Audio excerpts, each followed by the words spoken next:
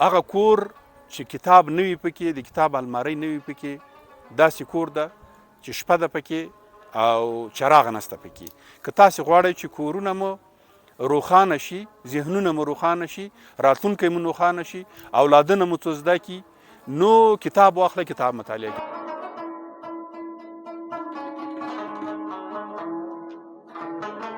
آزاده مطالعه ډیره مهمه ده. آزاده مطالعه دغه ده که یو متعلم وي، فرض نه ده چې هغه د 12 کوم مضامین د نصاب چې دي تنه هغه وایي. زه وایم چې که آزاده مطالعه ورسره وکړي، دا فکر ورکړه چې ډېر ښه ده. سلامونه او نیکې هیلې د خیال نړۍ ادبي خپرونې مینوالو. موږ په خپرونه کې څو برخې لرو: چکر او هنر. د چکر او هنر خپرونه کې هر ولایت ته ځو، د شاعرانو سره له هغه څخه شعرونه اورو، د هغه په ژوند خبرې کوو او تر تاسو در رسوو. بله خپرونه زموږ د ناولونو ده، هغه به ریکارډ کوو، تر تاسو به در رسوو. درېیمه خپرونه زموږ د مطالعې د ارزښت په هکله ده. محصلینو سره، شاګردانو سره، استادانو سره د مطالعې په ارزښت غږیږو او تاسو ته در خپروو. یوه خپرونه بله لرو چې تفریحي خپرونه ده، په دې کې به ذهني پوښتنې کېږي او که څوک ګټونکی شو نو هغه ته به یو څه د انعام یا ډالۍ په توګه ورکول کېږي. موږ سره اوسئ. د خیال نړۍ چینل سبسکرایب کړئ او صفحه زموږ ځان سره لایک کړئ.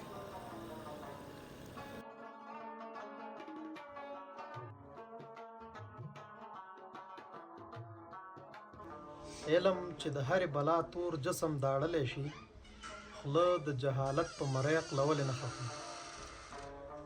شفیع الله هجران یم،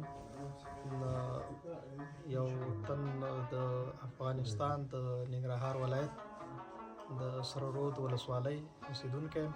د مطالعې د ارزښت خپرونه ګورم او ډېر څه ترېنه زده کېږي. تاسو یې هم راسره وګورئ. بسم الله الرحمن الرحیم.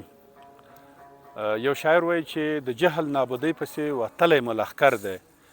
د جهل نابودۍ پسې وتلی مو لښکر دی. قلم زمونږ توره ده، کتاب زمونږ سپر دی.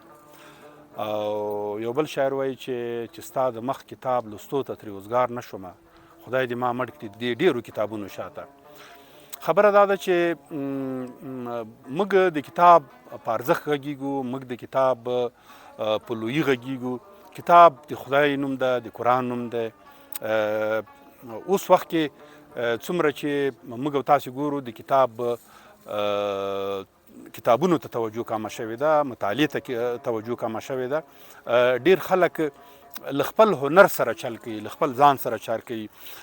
که ډاکټر دی په خپله برخه کې مطالعه نیمګړې ده، که انجینر ده په خپله برخه کې مطالعه نیمګړې ده، که یو محصل ده له خپلې برخه کې نیمګړې ده، که یو متعلم ده.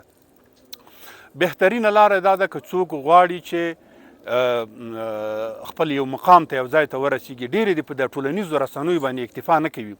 له بده مرغه د موږ تاسو زیات فوکس چې ده هغه په ټولنیزو رسنیو باندې ده، چې هغه فیسبوک ده، ټویټر او نورې دي. ډېر خلک فکر کوي چې زه هلته مطالعه کوم، خو نه، د هغې خپل ارزښت ده.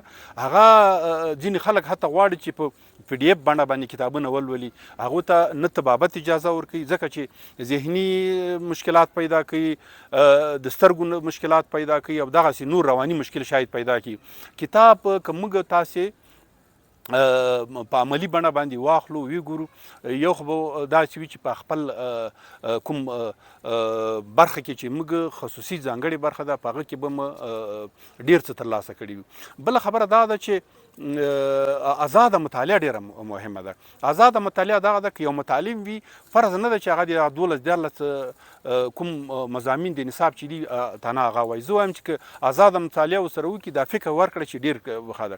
همداسې محصلین دي چې دوی یوازې تر چپټره پورې خپله مطالعه محدوده کړې ده. زه وایم چې که دوی آزاده مطالعه وکړي، یو خو به کتاب هغه څه چې کتابونه ما لیکلي، تا لیکلي، بل لیکلي دي، بازارونه تر ډک دي، هغه تر ډک دي. مګر هم خلک له بده مرغه چې یوه خبره باید وکړم چې موږ تاسې باید دا یو احساس او فکر پیدا کړو د ورځې که موږ تاسې فکر وکړو یو عادي متعلم د ورځې په لسګونه سلګونه پیسې په یو بل شي په پاپړو په لوبیاو په انټرنیټ په دې شی باندې ضایع کوي ما د له بده مرغه په یو پنځوسي څوک په یو مطالعه په یو کتاب باندې نه ورکوي چې راځه یو کتاب په دې خپله مسلکي برخه کې یو کتاب واخله ویې ګوره چې مطالعه دې زیاته شي مطلب دغه ده چې موږ او تاسې هر څه ته پیسې لرو خو د کتاب لوسته پیسې نه لرو هغه کور چې کتاب نه وي پکې د کتاب المارۍ نه وي پکې داسې کور ده چې شپه ده پکې او چراغ نسته پکې که تاسې غواړئ چې کورونه مو روښانه شي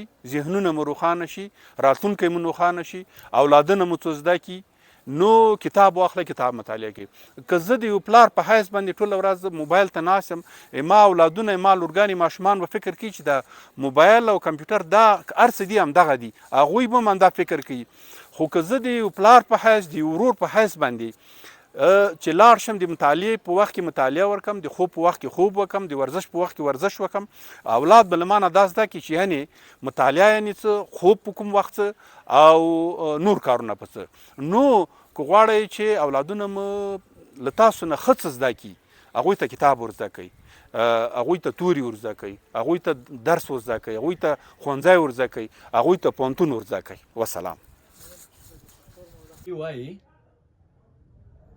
چې پوهه زیاته شي اختیار زیاتېږي د پوهې د زیاتېدو ماخذ زما په نظر کتاب دی په کومه ټولنه کې چې کتاب روزمره عادت وي هغه پر پښو ولاړه ټولنه وي زموږ خلک چې دي د کتابونو ډېر لرې پاتې شوي دي د کتابونو د عامېدو نه مخکې یا د عادت کېدو نه مخکې ورته نور شیان راغلي دي چې د هغه د ناسمې کارونې لامله هم ګرځېدلي دي کله چې موږ کتابونه ووایو زموږ د زړه سترګې روښانیږي او چې د زړه سترګې روښانه شي موږ ښه او بد په ښه ډول پېژندلی شو او په ده سره کولی شو چې خپلې ټولې ناسمې کړنې په ښېګڼو بدلې کړو